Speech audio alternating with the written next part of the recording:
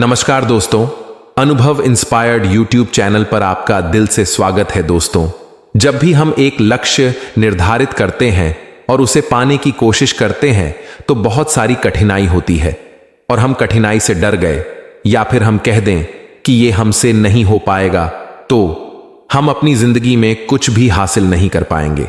इसलिए अगर हमने लक्ष्य निर्धारित किया और मन में कोई संदेह नहीं होना चाहिए। कहने का मतलब है छोटी छोटी परेशानियों से डरना नहीं है। समस्या, परेशानी, कठिनाई जरूर आएगी क्योंकि अपनी पसंद की कोई भी चीज आसानी से नहीं मिल जाती और हर चीज उसके लायक जो इंसान हो उसको ही मिलता है, जो उसकी कीमत जानता है। मेहनत हर काम में है, हर लक्ष्य में है। बिना मेहनत के कुछ भी नहीं मिलता है। जिसने सच्चे मन से मेहनत किया उसको उसका सफलता अवश्य मिला है। श्री कृष्ण ने गीता में कहा है, कर्म करते जा, फल की इच्छा मत कर। तुम्हारा अधिकार तो केवल कर्म करने से है। फल तो ईश्वर के हाथ में है, इसलिए कर्म से ना भागना उचित है और ना ही कर्म के फल की आशा रखना उचित है। कर्मों का फल हमें अवश्य मिलता है। जैसे कर्म करेंगे वैसा ही फल मिलेगा। आधुनिक होने के कारण इस चक्कर में इस सत्य को मत भूल जाना, लेकिन इस बात को हम समय रहते नहीं समझ पाते।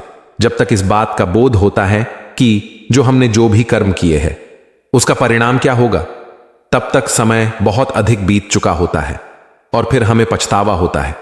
हम सभी को अपने जीवन में कुछ ना कुछ तो चाहिए ही और उसे अपने जीवन में उतारकर अपना पूरा जीवन बदल सकते हैं। लेकिन कुछ लोग इस बात को नहीं मानते। वो कहते हैं बिना फल की इच्छा किए हम कैसे मेहनत कर सकते हैं। दोस्तों, इस चीज को मैं एक उदाहरण देकर समझाता हूं। दो दोस्त हैं, राहुल और संतोष। दोनों ने लक्ष्य निर्धारित किया। दोनों अपने काम में लग गए। राहुल सोचता है कि फल क्या मिलेगा, मैं सफल हो पाऊंगा या नहीं। यह बात उसके मन में चलती रहती है। 50% ऊर्जा उसकी इसी में बर्बाद हो जाती है और 50% ऊर्जा अपने काम करने में लगाता है। दूसरा दोस्त संतोष बिना कुछ सोचे अपना पूरा काम ईमानदारी से और अपनी 100% ऊर्जा के साथ करता है। वो कभी ये सोचता ही नहीं कि यह काम होगा या नहीं, मैं सफल हो जाऊंगा या नहीं। वो फल की इच्छा किए बिना कर्म करते रहता है। तो आप ही बताओ, इसमें फल किसको अच्छा मिलेगा? आप भी कहोगे संतोष को। बिना किसी संदेह के आप अपना जवाब दे सकते हैं क्योंकि संतोष ने अपना 100% लगाया है और दूसरा दोस्त राहुल अपना 50% ऊर्जा के साथ काम करता था और हर समय फल के बारे में सोचता रहता था। सफलता, असफलता, फायदा, नुकसान, इसी में सोचकर अपना काम अच्छे से नहीं कर पाता था। इसलिए भगवान ने जो गीता में कहा है, फल की इच्छा मत कर, इसका मतलब ये नहीं कि आपको फल नहीं मिलेगा, आपको उसका और अच्छा फल मिलेगा। जो चीज अपने वश में नहीं है उसके बारे में नहीं सोचना चाहिए। उसके बारे में सोचकर क्यों अपनी बुद्धि खराब करनी, अपने मन की शांति खराब करना। मेरे हाथ में है सिर्फ मेरा कर्म, मेरा कर्तव्य जो निरंतर मुझे करना है। कभी कभी हम यह देखते हैं कि कोई इंसान सही होता है, उसके कर्म सही रहते हैं, फिर भी कर्म फल सही नहीं मिलता। कारण यह होता है हमें हमारे पूर्वजों के कर्मों का फल भी भोगना पड़ता है। आज की यह रियल कहानी इसी पर आधारित है और यकीन मानिए यह 100% सत्य है। लगभग 1970 के समय में एक जमींदार थे। आज के समय में उनके बेटे और नाती दूसरों के यहां मजदूरी करते हैं। ये जमींदार नहर विभाग में ठेकेदारी का काम करते थे। उनके पास आटा चावल की मशीन थी। उनके यहां कई गाय और भैंसें थीं जिनकी देख रेख के लिए आदमी भी थे और बाहर जानवरों को जंगल में चराने ले जाने, नहलाने के लिए अलग आदमियों की व्यवस्था थी। हर सुबह जब सेठ जी चाय पीते थे तो उनके यहां लगभग 100 लोगों के लिए चाय बनती थी। सेठ जी एक लोकप्रिय व्यक्ति थे, इसलिए रास्ते में आने जाने वाले सभी परिचित लोग को बुलाकर चाय पिलाते थे। उनके पास लाइसेंसी बंदूक भी थी। सब ठीक चल रहा था। सेठ नहर विभाग में तो थे ही, वहां पर काम करने वाले कई मजदूर थे जिसमें से वह कुछ का पैसा रोक ली थे जो कि नहीं दे रहे थे।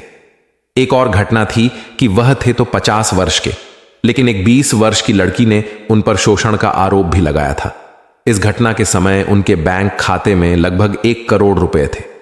जब सारा मामला शांत हो गया था फिर भी बहुत पैसे बचे थे। कोई उनसे बोल देता था कि कुछ पैसे से जमीन खरीद लो, लेकिन सेठ जी का उत्तर था, मेरे पास इतना पैसा है कि मेरे बच्चे बैठे बैठे खाएंगे तब भी खत्म नहीं होगा। हालांकि यह उस समय की बात है जब अच्छी उपजाऊ जमीन 1000 रुपये बीघा थी। अगर सेठ चाहते तो 700-800 बीघा जमीन खरीद लेते, लेकिन उनके पैसों के घमंड ने यह सब नहीं करने दिया। कुछ दिन के बाद वक्त ने ऐसी पलटी मारी की सबसे पहले उनकी चक्की, आटा चावल बनाने की मशीन बिक गई। नहर की खुदाई में ठेकेदारी थी, इसलिए खुदाई खत्म तो ठेकेदारी खत्म। हालांकि लाइसेंस रेन्युअल करने का विकल्प था, लेकिन बस वही विनाश, काले विपरीत बुद्धि। पैसों का आगमन खत्म, फिर धीरे धीरे बैंक बैलेंस, फिर चाय बुलाकर पिलाना भी बंद। फिर भी पैसों की कमी थी, तो अब की बार खेत बेचना शुरू। और यह सब घटना मुश्किल से 5 साल के अंदर की है। कुछ खेत बिक गए तो बचे खेतों में अनाज पहले की अपेक्षा कम हो गया। उन्होंने खर्चों पर कंट्रोल करना शुरू किया, लेकिन कहा गया है ना, जब लक्ष्मी जी रूठती हैं तो जल्दी मानती नहीं है। फिर एक समय ऐसा भी आया कि खुद की दवाई के भी पैसे नहीं थे। इलाज तो सिर्फ इसलिए हो गया क्योंकि डॉक्टर इनके परिचय का था, और वह इसलिए हुआ कि जमींदारी के समय में इन्होंने इस डॉक्टर की पढ़ाई में मदद की थी। हालांकि थोड़े दिन के बाद इनकी मृत्यु हो गई। अभी बंदूक बची थी। सेठ के बहुत करीबी रिश्तेदार बंदूक लेना चाहते थे। वह इलाज से लेकर हर एक समय सेठ जी की मदद करते रहते थे, लेकिन सेठ के बच्चे बंदूक देने से मना कर देते हैं और बंदूक जमा करा देते हैं। अब आज की स्थिति ऐसी है कि सेठ के बच्चे मजदूरी करके खाते हैं। बंदूक शायद सड़ गई होगी, लेकिन छुड़ा नहीं पाए। रिश्तेदार जो इनकी मदद करते थे, वह भी इसी बंदूक के चक्कर में गुस्सा होकर आना जाना बंद कर दिए हैं। और वैसे भी ज्यादातर दोस्त और रिश्तेदार तब तक ही साथ देते हैं जब तक हमारे पास पैसा होता है। सेठ के बच्चे बहुत मेहनत करते हैं, लेकिन पता नहीं कैसे सारे पैसे कहां गुम हुए जा रहे हैं। फिलहाल पिता के कर्म में बच्चों का कोई हाथ नहीं है, लेकिन हां, जाने अनजाने में कभी पूर्व में कमाए पैसों के साझा बने हैं। इसीलिए कहा जाता है कि हमें अपने तथा हमारे पूर्वजों के कर्मों का फल भोगना ही पड़ता है। एक पुरानी कहावत है, पिता के धर्म और अधर्म में पुत्र का भविष्य टिका होता है। उदाहरण, हमने किसी एक उपजाऊ जमीन पे 2 अलग अलग बीज डाले। एक बीज गन्ने का डाला और दूसरा बीज नीम का डाला। उसे दिन ब दिन समान तरीके से पानी डाला, खाद डाला, और बढ़ते बढ़ते उस बोए हुए बीज को फल आए। जो वो गन्ने का बीज बोया था, उसको जो फल आया उसको छक कर देखा तो उसका स्वाद बहुत मीठा था, और ऐसे ही जो नीम का बीज बोया था उसका फल आया था तो उसका स्वाद छखा तो बहुत कड़वा था। दोनों बीजों को वही उसी जमीन में बोया था, वही सूरज की किरणें थीं और वही पानी भी था, तब भी अलग अलग स्वाद आए। तो भाई, उस कुदरत ने या कहो उस अदृश्य शक्ति ने ऐसा क्या कारण था जो अलग अलग स्वाद दिए। पर अगर हम थोड़ी विवेक बुद्धि लगाएं तो पता चलता है कि जो बीज बोया था, फल उसके अनुसार आया है। जो गन्ने का बीज बोया था उसमें मिठास थी, इसीलिए उसी गुण धर्म का फल आया और वो मीठा था। ऐसे ही जो नीम का बीज बोया था उसमें कड़वाहट थी, इसीलिए उसका फल भी कड़वा ही आया। इससे यह निष्कर्ष निकलता है कि जैसा बीज वैसा फल, ये नियम आता है। इस कानून के अंतर्गत हम जिस चित्त भावना से काम करते हैं, वैसा फल हमें ये प्रकृति देती है। अगर मन में राग, द्वेष और आसक्ति की भावना रख के कर्म करोगे तो अपने मन में पाप के बीज बो रहे हो, और उसका फल भी जीवन में दुख ही लेके आएगा। उसे दुनिया की कोई शक्ति बदल नहीं सकती। वैसे ही मन में प्रेम, सद्भावना, दया, करुणा के भाव से कर्म करोगे तो अपने मन में पुण्य कर्म का बीज बो रहे हो, तो उसका फल जीवन में सुख, शांति ही लाएगा। दुनिया की कोई शक्ति उसे बदल नहीं सकती। अगर कोई व्यक्ति उस नियम का बीज बो के उसको रोज 101 बार प्रतीक्षा कर रहा हो, धूप बत्ती जलाकर बड़े श्रद्धा से कह दे, है ईश्वर, परमात्मा इस नियम के बीज में मीठे फल देना, तो ये होने वाली चीज नहीं है। वो जिंदगी भर ये करता रहेगा, पर नियम के पेड़ को मीठे फल आ ही नहीं सकते। ये कुदरत का बंधा बंधाया नियम है। इसीलिए कर्म को महत्व दें। अच्छे कर्म करके किसी पे एहसान नहीं करते, खुद पे एहसान करते हैं। जिस देश में ऐसी विचारधारा चलती है, वहां सुख शांति रहती है, देव निवास करते हैं, फरिश्ते रहते हैं। इस कुदरत के कानून को ही भारत के 25 साल के इतिहास में धर्म कहा करते थे। आज तो धर्म संप्रदाय को कहने लगे, देश को कर्म प्रधान बनाओ, न कि वर्ण प्रधान। इसी में सबका कल्याण समाया हुआ है। कर्म छुपाकर करो या दिखाकर, आखिर एक दिन सामने आ ही जाते हैं। इस बात से आप कितना सहमत हैं? हम आपको एक सच्ची कहानी के माध्यम से समझते हैं। यह घटना मुझे दोस्त के पिताजी ने सुनाई थी, जो बुलंदशहर के पास के रहने वाले हैं। आज से 40 वर्ष पहले के आसपास बुलंदशहर के पास किसी गांव में किसी जगह को लेकर दो लोगों में झगड़ा हो गया। तो एक के हाथ में गंडासा था, उसने उससे दूसरे व्यक्ति की हत्या कर दी। मगर मरते समय वहां बहुत जोरों से बरसात हो रही थी। उन दोनों के अतिरिक्त वहां कोई तीसरा नहीं था और उसने उसे मारते वक्त कहा कि तेरा काम ही खत्म कर देता हूं। और इस बरसाती रात में कौन देख रहा है? तो उस समय खेत के अंदर जगह जगह बरसात के पानी से बुलबुले बन रहे थे। तो उस व्यक्ति ने मरते मरते ये बोले कि मेरी मौत की गवाही यही बुलबुले देंगे एक ना एक दिन। ये सुनकर वो व्यक्ति हंसा और बोला, ये बुलबुले क्या देंगे तेरी मौत की गवाही? और ये कहकर उसका सर उस गंडासे से काट दिया और उसके टुकड़े टुकड़े कर वहीं थोड़ी दूर गाड़ दिए। अब समय बीता, करीब 10 साल बीत गए। मामला दब गया। ना कोई गवाह था, ना कोई सबूत, ना ही लाश। और अचानक वही व्यक्ति जिसने हत्या की थी अपनी पत्नी के संग एक दिन शाम को भोजन कर रहा था कि बरसात हुई बड़े जोर से और उसके घर के आंगन में पानी के बुलबुले बनने लगे। अब उन बुलबुलों को देख उसे वही घटना एकदम से याद आई।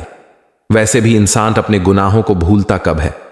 उस दिन भी उन बुलबुलों को देखकर उसे हंसी आ गई और वो बड़ी जोर से हंसा।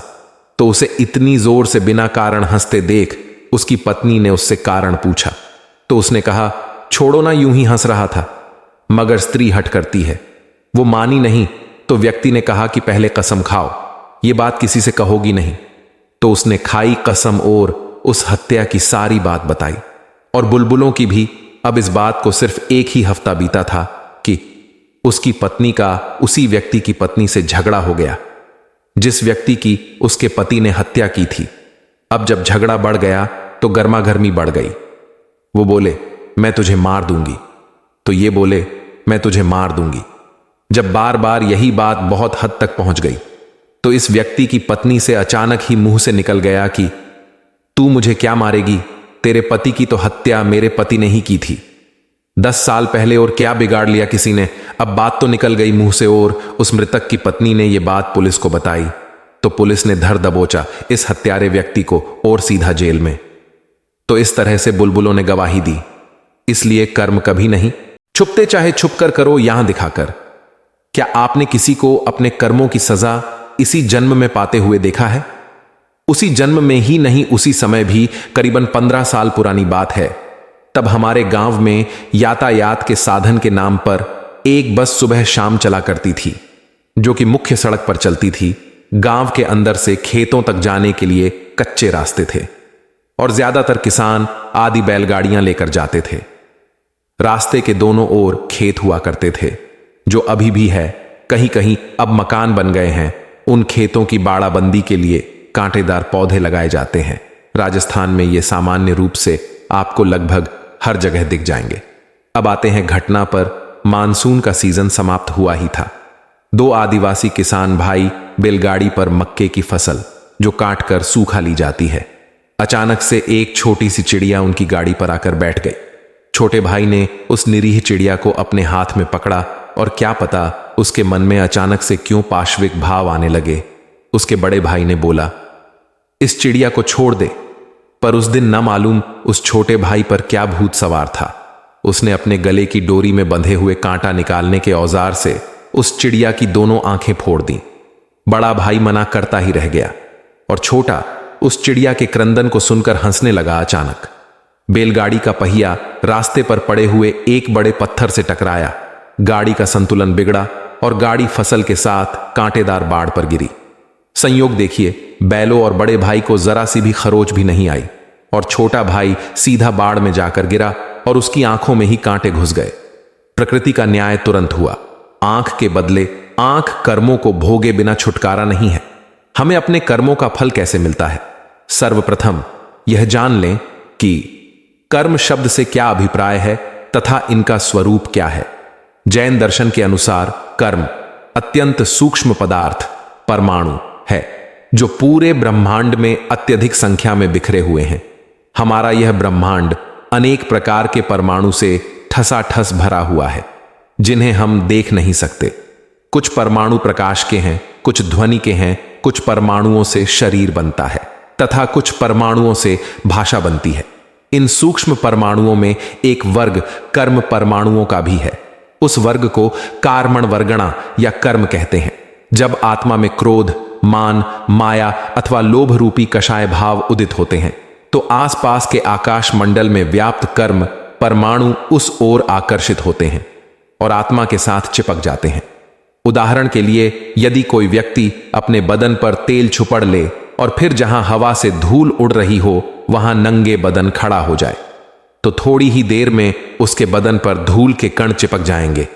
इसी प्रकार जो आत्मा राग, द्वेष आदि से युक्त है वह हिंसा, असत्य, चोरी आदि पाप कर्मों के परमाणुओं को अपनी ओर आकर्षित करेगी और ये परमाणु उससे चिपट जाएंगे।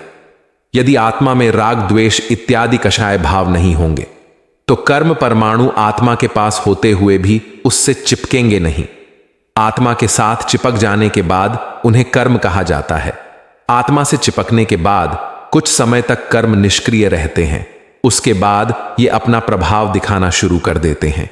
कुछ कर्म परमाणु आत्मा को अज्ञानी बना देते हैं, कुछ अंधा बना देते हैं, कुछ शारीरिक सुख दुख का अनुभव कराते हैं तो कुछ आत्मा को नास्तिक व चरित्रहीन बना देते हैं। ऐसे ही कुछ परमाणु यह निर्धारित करते हैं कि आत्मा को अगली गति क्या मिलेगी और कुछ यह तय करते हैं कि जीव को सुंदर शरीर मिलेगा अथवा कुरूप। कर्म अपने आप में जड़ है। वे यह नहीं जानते कि अमुक आत्मा ने यह काम किया है अतः उसे ऐसा फल दिया जाए, परंतु आत्मा के साथ संयोग होने पर उनमें ऐसी शक्ति पैदा हो जाती है कि वे जीव पर अच्छा बुरा प्रभाव डाल सकते हैं। उदाहरण के लिए, शराब और विष जड़ है, फिर भी शराब पीने से नशा होता है और विष पीने से मृत्यु।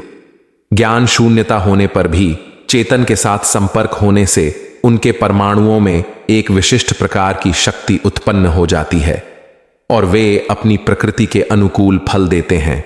इसी तरह से आत्मा से संयोग होने पर कर्मों में स्वतः शक्ति पैदा हो जाती है जिससे कि वह यथोचित फल प्रदान कर सकते हैं। इस प्रकार हमें अपने कर्मों का फल प्राप्त हो जाता है। फल प्रदान करने के बाद कर्म आत्मा से पृथक हो जाते हैं। हमारे अंदर एक कार्मण शरीर है जो कर्मों का लेखा जोखा रखता है। मृत्यु के पश्चात यह कार्मण शरीर आत्मा के साथ ही जाता है। इसीलिए कहा जाता है कि कर्म जीव का जन्म जन्मांतरों तक पीछा करते हैं तथा कोई भी जीव कर्मों के फल से बच नहीं सकता।